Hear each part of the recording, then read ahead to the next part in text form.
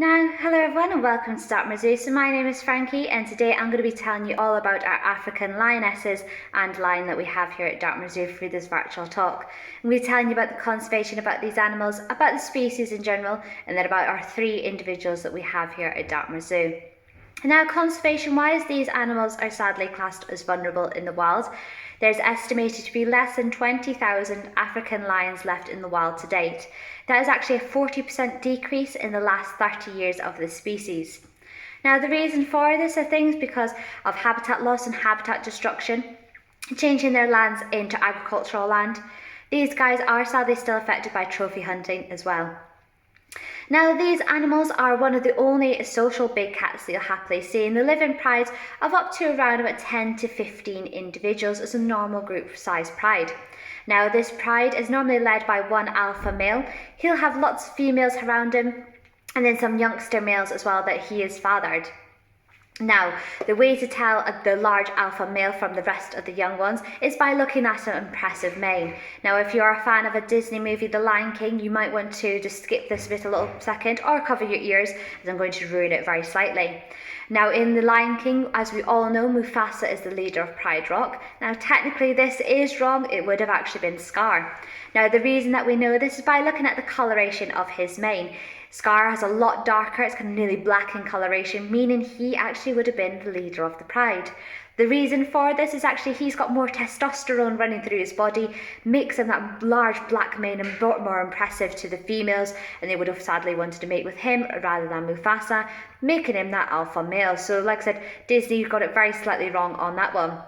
Now, both the males and females have got incredibly important jobs to be doing within the pride. Now, you'll see the male is often showing off his territorial roar, which can be heard from around about 5 miles away. So those that live down in Sparkwell will often tell us that they hear Jasiri roaring, and also use him as a very good excuse if they're down on the golf course and not doing particularly well. Now, our girls will also join in that territorial run and that roar that they let off, but actually the most important job that these guys do is the hunting and the feeding. Now, around about 85 to 90% of the hunting is done by the lionesses. Now, what will happen is they often send off small little prides, little packs of females to go and hunt for their food. And they're going to take down different species of antelope. They'll happily take down wildebeest and even a warthog or 2 if they're to get their hands on them. Now, again, they're a stalk and ambush predator, so they're going to be stalking up onto the prey, using that beautiful sandy coloration camouflage to keep themselves nice and camouflaged within the high open grasslands and grasslands as well that they're going to be living within. They'll stalk up onto the prey and ambush them at the last moment, aiming for the jugular vein, which is located on the animal's neck. They then take that prey back to the rest of the pride. It's normally the alpha male that'll take first dibs on the meat, with his females joining him after, and those younger males joining in even after that. Now, like I said, they are incredibly impressive species, and they're able to grow up to around about 200 kilograms in weight. But these guys, if I'm totally honest, are quite lazy. They've been known to sleep for around about 16 to 20 hours a day, and when they're not sleeping, they're either checking their territory, going hunting, or even just play fighting with each other. Now, here at the zoo, we actually feed our lions every other day, and this is to mimic what they'd naturally be doing in the wild. In the wild, they wouldn't be eating every single day, and the reason for this is because of the size of meat that they're taking down, and also the energy they have to expend by taking down that meat too. Now, here at the zoo, we actually feed our lions horse meat. Now, this is part of a cull that takes part up on Dartmoor.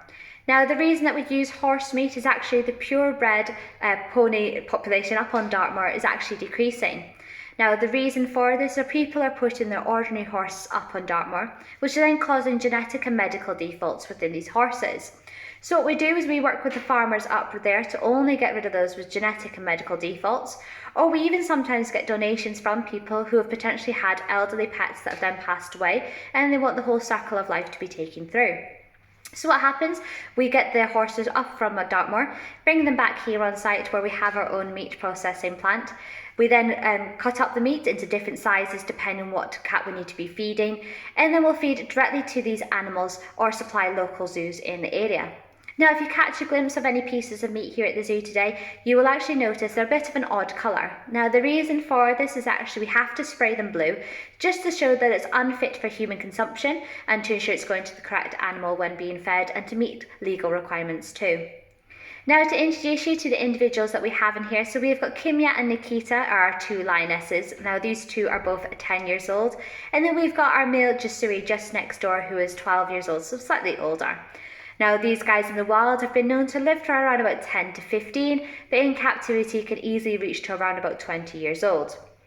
Now, if you've been to the zoo before, you may have known that Jasuri was just by himself before we got Kimia and Nikita joining us at the beginning of last year. Now, these two joined us from Longleat, where actually they were known to be troublemakers at Longleat. They were in the safari park part of the area and would often be known to stalk cars and even trying to get into a couple of cars too, often licking their lips and looking at people like they were a nice tasty treat. Now, this is not what you want in a safari park area, so they actually took Kimia and Nikita off show at Longleat and then knew they had to be moving them onto a new collection.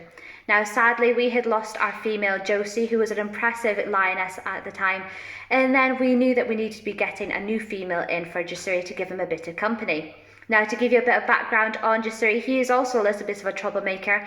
He joined us from Nuki Zoo, where he was actually known for starting fights with females, so we knew that we needed to get the correct females for him. Now, if you kept up to date with the zoo and kept up with our lioness progress, you'd have actually known that we were able to introduce these guys together. Now, it actually took us 6 months to introduce lions together, and because they weigh so much, like I said, around about 120 to 160 kilograms, you're not able to just open the door and hope they all get on pretty well. It doesn't work that way, sadly, with lions. So what we did is we've actually built a tunnel that links the two enclosures together. And if you look at either the lion or lioness enclosure, you'll be able to see that tunnel that links the two. So what we do is we slowly introduce them to that tunnel, give them a little bit of time in there, get them to interact with each other through the fence. And this actually took us 6 months until we started seeing really good progress and started to see that flirting behaviour that we were kind of looking for. So this includes things like tail flicking, it also includes rubbing up against the fence and even communicating with each other through the fence too.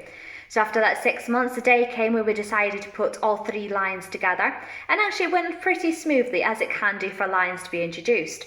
Now, they lived happy for around about 6 to 8 weeks together, and then sadly our females came into season, causing Jasuri to go into a bit of a meltdown and wasn't too sure what to be doing with our females.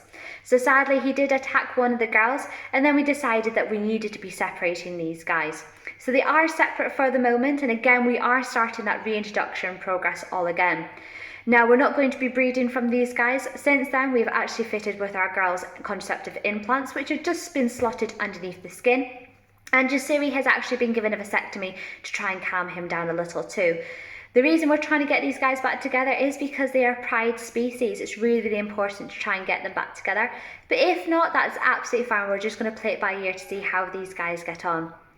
Now, I think that's everything I've got to tell you about our wonderful lions, but if you do have any questions, please pop across to our Facebook page, send them across to us, and someone will be able to answer them for you.